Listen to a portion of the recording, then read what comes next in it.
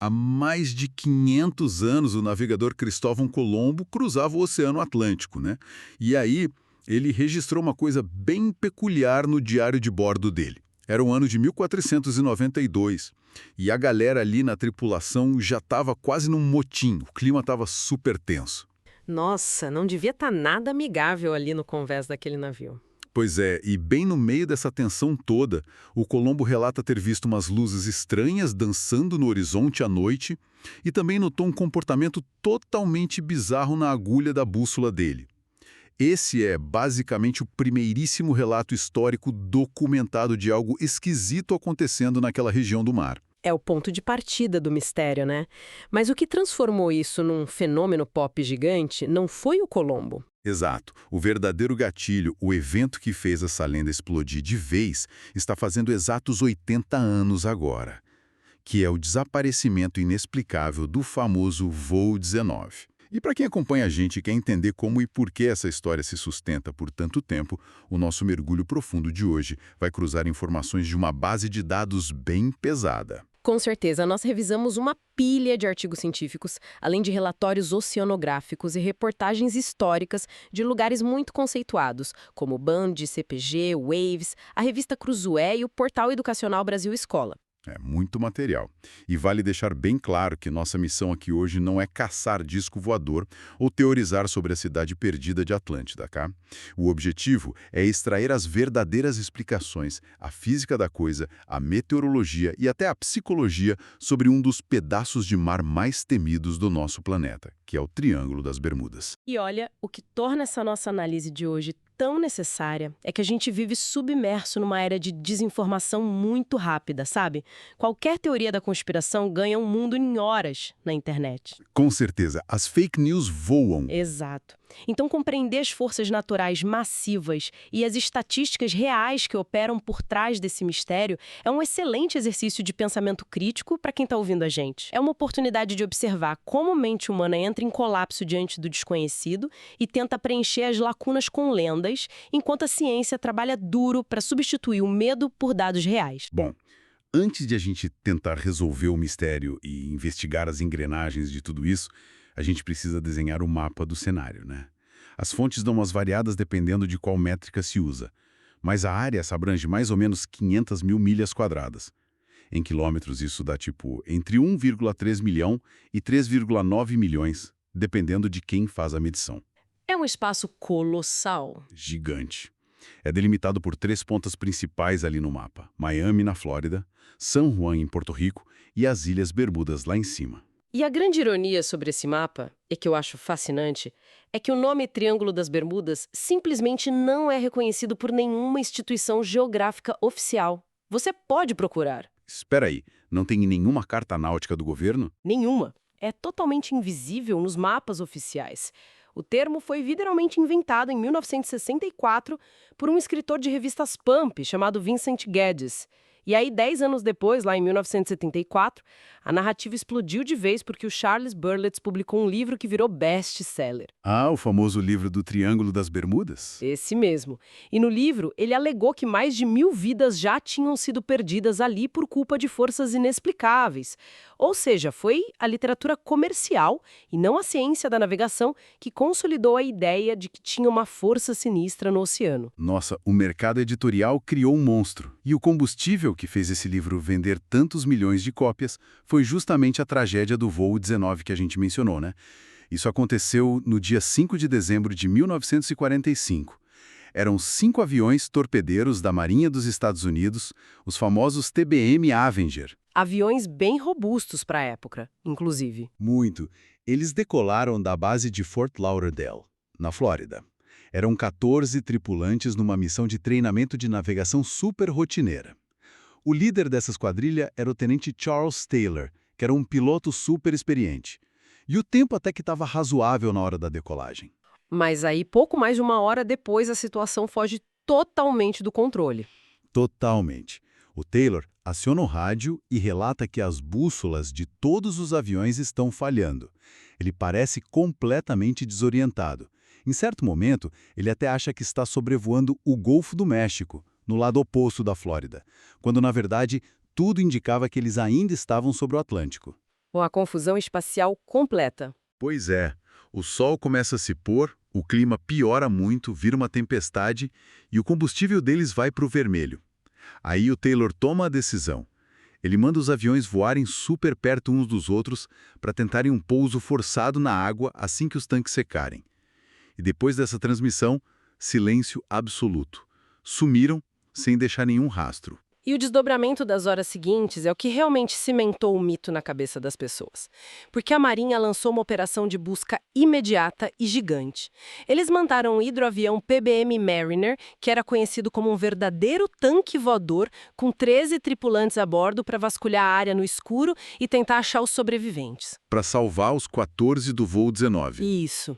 E adivinha, 20 minutos depois de decolar, esse avião gigantesco de resgate também sumiu do radar.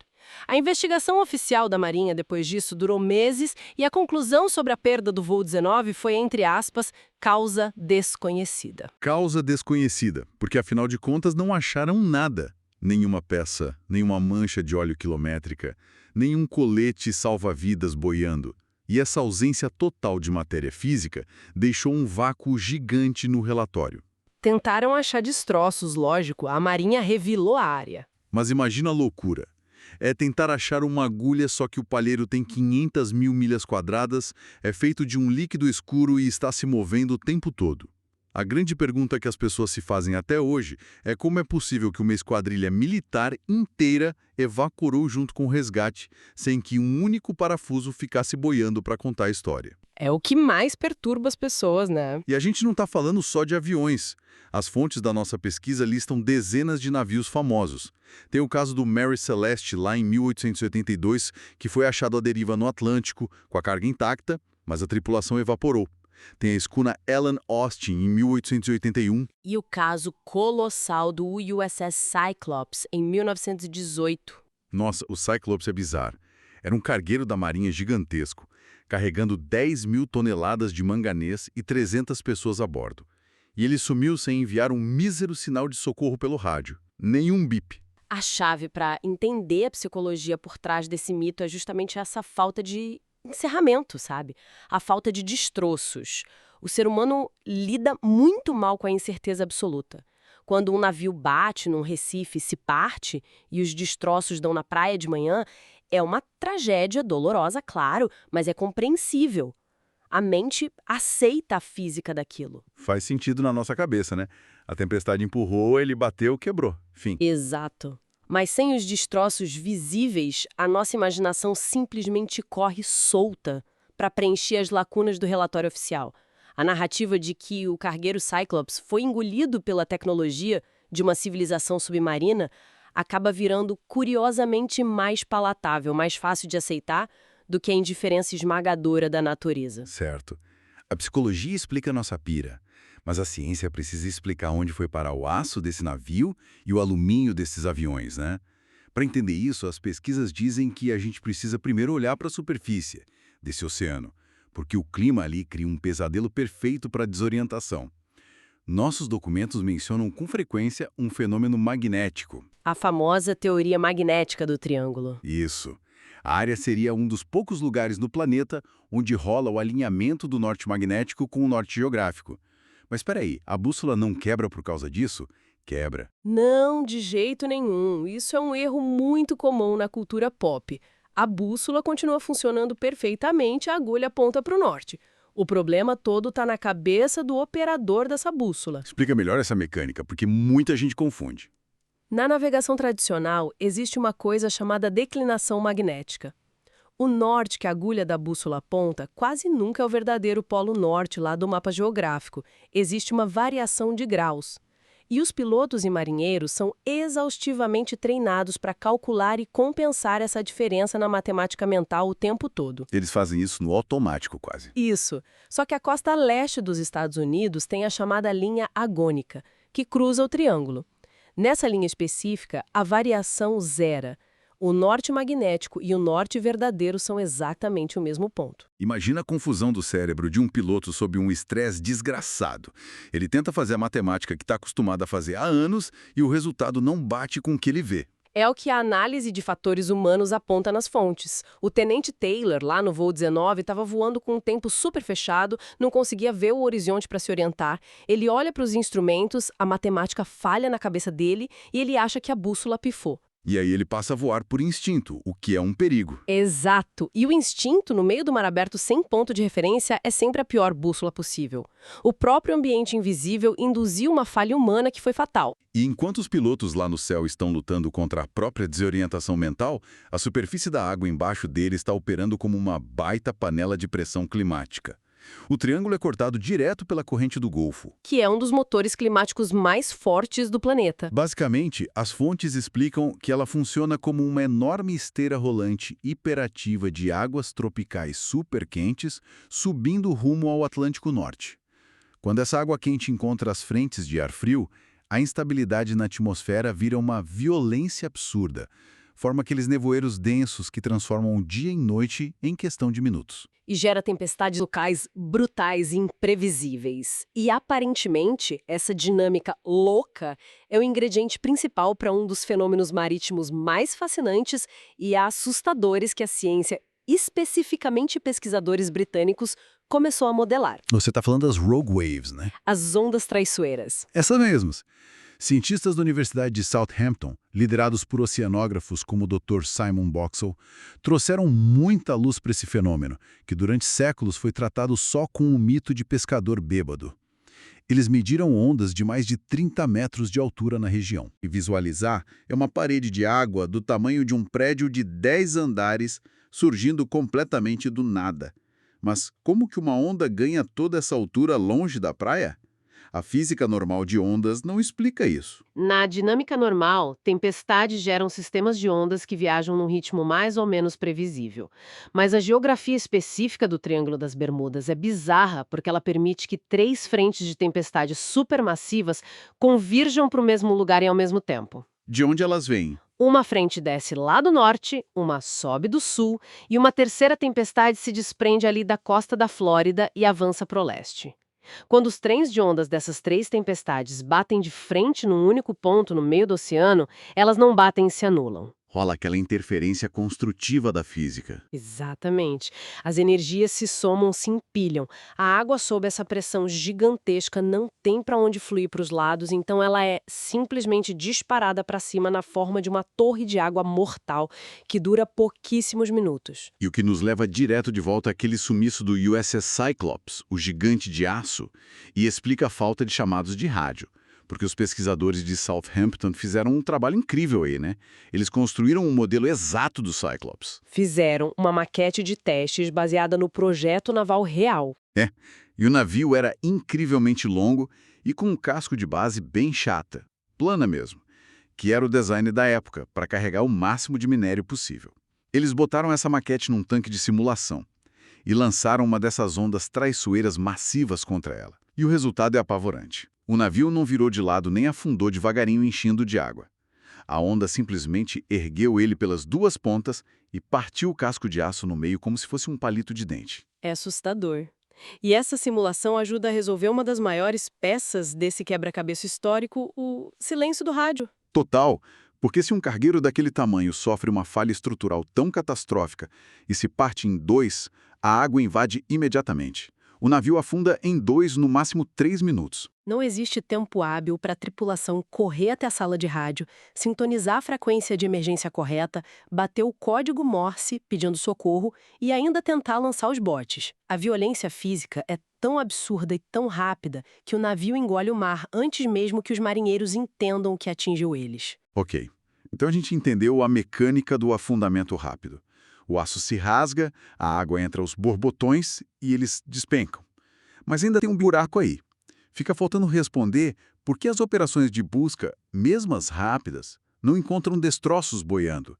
Cadeiras, botes de madeira, as famosas manchas de óleo que duram dias na água. E para entender essa parte, a gente tem que olhar muito além das ondas. A gente precisa investigar o próprio chão do oceano naquela área. Pois é, as fontes mostram que a região do Triângulo abriga algumas das formações geológicas abissais mais extremas do planeta. O destaque vai para a Fossa de Porto Rico, que chega a uma profundidade vertiginosa de 8.200 metros. É difícil até de processar essa distância. Só para colocar em perspectiva, pega o Monte Everest inteiro e vira de cabeça para baixo debaixo d'água. É lá que o fundo tá. Quando um navio super pesado de minério feito de aço maciço perde a flutuabilidade ali em cima, ele não desce e encosta num banco de areia a 200 metros onde mergulhadores ou sonares civis poderiam mapear ele rapidinho.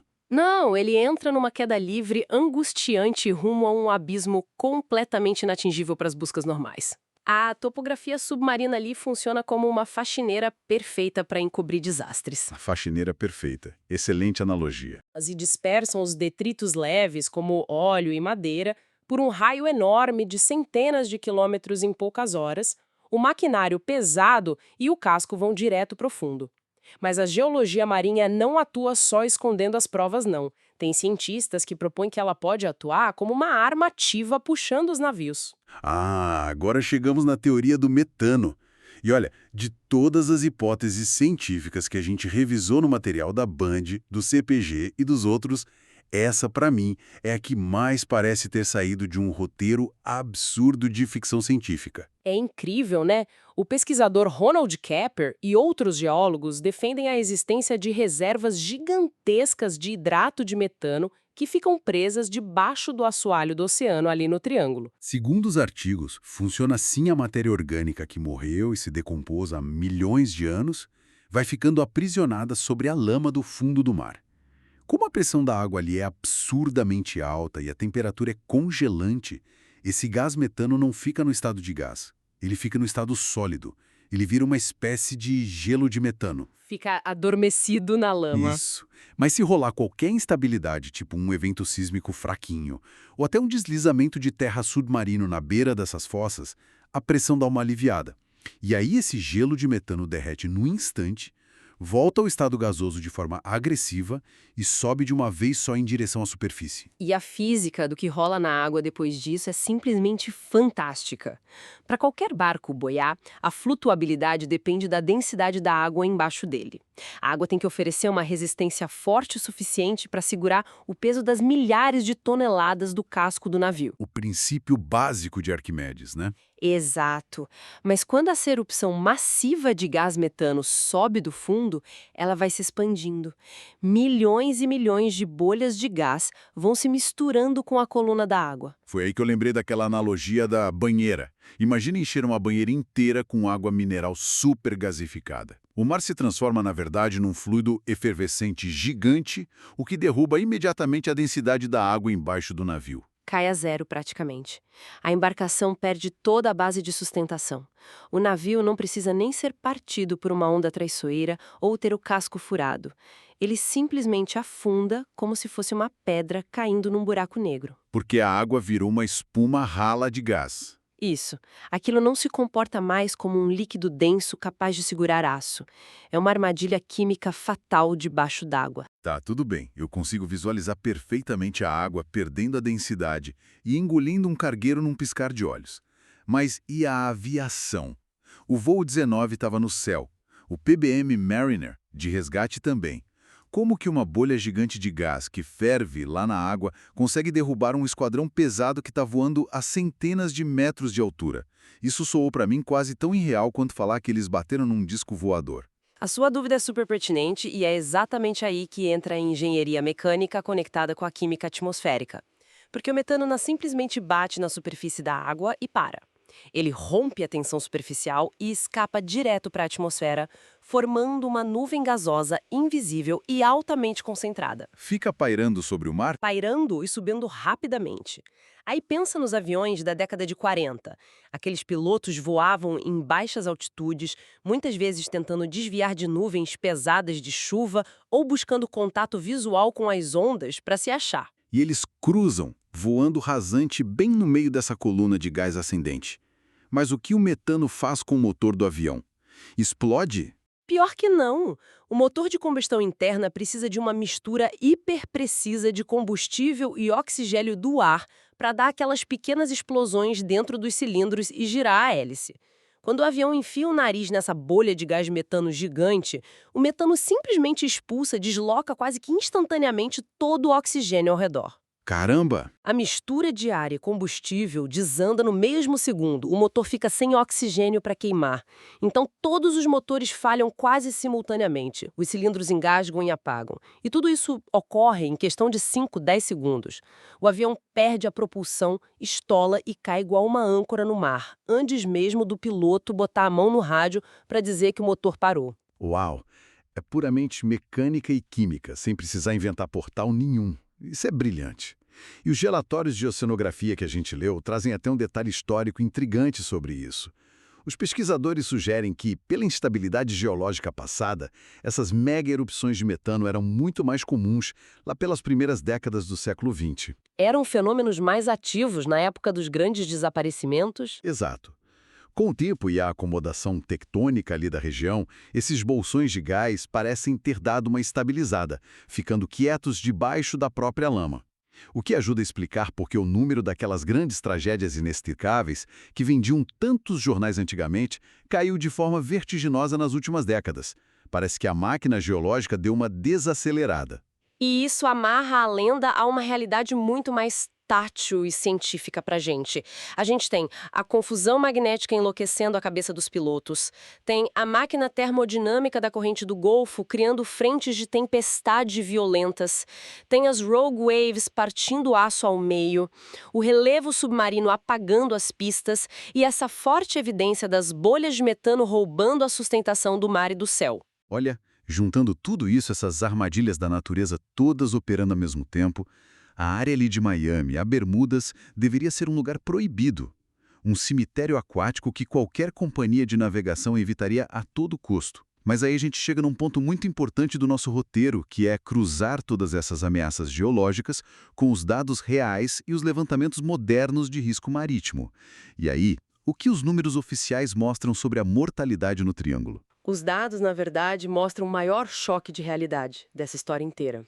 As rotas marítimas que cruzam o tal do Triângulo das Bermudas estão, atualmente, entre as vias comerciais e de turismo mais engarrafadas do planeta Terra inteiro. Tem cruzeiro passando lá o tempo todo, né? Todo santo dia. As nossas fontes trazem os dados da Guarda Costeira dos Estados Unidos e as estatísticas frias das maiores e mais antigas seguradoras marítimas do mundo, como a Lloyd's, lá em Londres. E a avaliação financeira e atuarial deles é claríssima. A taxa de desaparecimentos ou acidentes na região do Triângulo simplesmente não é superior à taxa de qualquer outra rota de tráfego intenso nos oceanos globais. O dinheiro é definitivamente o melhor detector de lendas urbanas que existe. Se navios de milhões de dólares estivessem sumindo semanalmente para outra dimensão, as seguradoras já teriam quebrado há décadas. E o detalhe é que ninguém cobra uma taxa de risco extra para liberar uma apólice de navio de carga indo para a Flórida. E mais, a revisão histórica mostra que os escritores exageraram pesadamente em vários dos casos que criaram o pânico. Manipularam bastante a narrativa. Tem autor famoso que ignorou propositalmente os registros meteorológicos que comprovavam, com dados, que havia um baita furacão passando na região bem no dia e na hora que o SS Cyclops sumiu. Ou esconderam laudos sobre como certas escunas no século XVIII estavam caindo aos pedaços de tão mal cuidadas. E a gente vê esse processo rolando solto. É a omissão da banalidade só para vender a maravilha mágica, né? No caso dos 80 anos do sumiço do voo 19, por exemplo, todos os especialistas em aviação histórica apontam para a fadiga mental dos pilotos, desorientação no escuro sobre o mar e pane seca de combustível enquanto cruzavam uma tempestade severa. É a falha humana combinada com a impiedade da natureza. A matemática se recusa a apoiar a mitologia. Mas se a gente pensar bem e tiver empatia, imagina o nível de tensão dentro do cockpit de um avião naquelas condições climáticas. O rádio só fazendo barulho de estática, estourando no ouvido, a agulha tremendo no painel, o combustível marcando vazio, e olhando pelo vidro não tem nada além daquele nevoeiro preto e um mar revolto lá embaixo. A falha técnica nesses casos não é incompetência dos caras. É o instinto humano entrando em colapso total num ambiente projetado para matar se houver erro de cálculo. O que eu acho muito louco para a gente pensar junto é como nós, a sociedade atual, preferimos olhar para essas tragédias angustiantes e ativamente negar a possibilidade do erro técnico ou do azar extremo. A gente corre atrás da narrativa fantástica. A gente cria abdução por ET, portais, buracos negros, porque a humanidade precisa inventar que tem monstros no mar. Tem muito a ver com a nossa profunda vulnerabilidade existencial.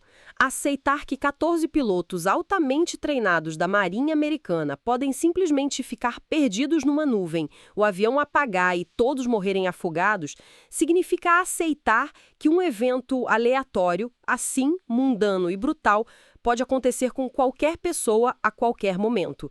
Isso gera um pavor psicológico gigantesco na gente. O mito, então, entra como um abraço, um conforto. Ele age perfeitamente como um escudo psicológico. Se você inventar uma anomalia dimensional complexa, você transforma uma morte por afogamento numa ação de uma força épica superior. Dá um sentido místico para a perda. A natureza real é caótica, fria e indiferente às nossas vidas. O Triângulo das Bermudas da cultura pop, pelo menos, é um vilão de filme que faz parte da grande aventura da humanidade. É muito mais acolhedor acreditar nisso. Caramba! Isso mostra que a verdadeira história que a gente desvendou aqui hoje não tem ligação com o sobrenatural, e sim com um conjunto extremamente pesado de forças geológicas e químicas que gerenciam o nosso planeta. Exato, as forças reais que moldam a Terra. A meteorologia varreu o mistério mapeando as frentes colossais e as ondas traiçoeiras. A oceanografia puxou as cortinas mostrando as forças daquelas erupções de metano nos abismos de Porto Rico. E a estatística financeira das seguradoras provou que tráfego alto gera acidentes pontuais comuns. E claro, tudo isso misturado com a habilidade quase poética da nossa mente de romantizar os próprios medos. A busca por respostas grandiosas quase sempre deixa a gente cego para a física espetacular que já está rolando embaixo do nosso nariz. Esses mistérios aparentes pedem que a gente tenha uma paciência metódica para analisar dados duros de ambiente e, claro, bastante ceticismo com as respostas rápidas do YouTube. O oceano já é bizarro e fascinante o suficiente sozinho. Nenhuma maldição de magos de Atlântida conseguiria ser mais assustadora que uma onda física de 30 metros se levantando do meio do nada, engolindo toneladas de aço e sumindo em 5 minutos. A realidade basta. E muito. Com certeza. Mas, sabe, para pegar esse gancho da realidade ambiental, tem uma última variável climática que se cruza com a nossa análise de hoje de um jeito bem assustador. Uma coisa boa para deixar para quem está ouvindo ruminar depois. A gente conversou que os relatórios dizem que os depósitos de hidrato de metano se estabilizaram nas últimas décadas, esfriando a máquina de sumiços da região, né? Isso, que o gelo de metano ficou quietinho sob a lama do mar. Pois é. Só que o metano precisa de altíssima pressão e temperaturas abissais muito baixas e estáveis para continuar adormecido na forma sólida no fundo do oceano. E se a gente olha para os relatórios climáticos de hoje, de agora, os nossos oceanos estão sofrendo um processo de aquecimento dramático. Tá batendo recorde de temperatura da água direto, né? Todo ano. A carga térmica está descendo para as profundezas e a grande pergunta dos pesquisadores ambientais hoje é: será que esse acúmulo contínuo de calor provocado pelo aquecimento global pode chegar nas camadas abissais nas próximas décadas? Peraí. Você está dizendo que a nossa alteração do clima pode funcionar como um isqueiro, um gatilho capaz de descongelar e estourar todas essas imensas reservas de gás debaixo do mar de novo? Uma reativação completa das erupções do Triângulo? Infelizmente, sim. Se o calor oceânico atual conseguir desestabilizar a pressão e a temperatura desses depósitos de gelo lá embaixo, os modelos sugerem que a gente poderia testemunhar o retorno daquelas erupções maciças de gás de um jeito até pior que no século passado, mudando a densidade do mar e lançando nuvens colossais de metano nos ares mais uma vez. Nossa, e isso joga a mudança climática num patamar muito mais bizarro. Ela para de ser só um problema chato sobre nível da água subindo na praia e passa a ser uma força capaz de acordar mecanismos mortais do passado geológico. De fato, é algo para se pensar muito da próxima vez que a gente for para uma praia e olhar para o horizonte vazio. O ser humano pegou esse pedaço enorme de mar, transformou em mito por pura falta de respostas, até que a ciência veio, destrinchou a química e a física e tranquilizou todo mundo. A gente entendeu finalmente o que dorme lá nas profundezas e tirou o medo. A dúvida perturbadora que fica agora na nossa mesa é o que acontece se o nosso descuido com o clima do planeta acabar acordando esse monstro da lama mais uma vez. Sensacional, um excelente ponto final para a gente fechar. Valeu demais pela parceria nesse mergulho profundo nas fontes. Eu que agradeço, foi uma conversa incrível. Fica a reflexão aí para todo mundo. Até o próximo mergulho, pessoal.